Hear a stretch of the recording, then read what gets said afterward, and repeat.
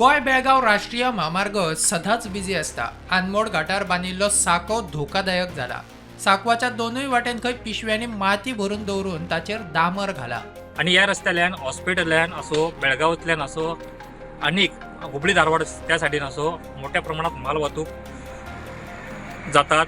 मायनिंगच्यो गाड्यो मोठ्या प्रमाणात वयतात, मोठे मोठे कंटेनर वयतात.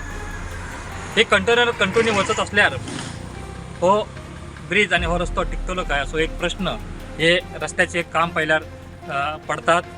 आणि हेजे साप जे राष्ट्रीय महामार्ग प्राधिकरण जे डिपार्टमेंट आसा त्या डिपार्टमेंटान दुर्लक्ष केल्ले आसात. तेका लागून ह्या रस्त्याक कोण वालिना अशी स्थिती निर्माण जाल्ली आसा.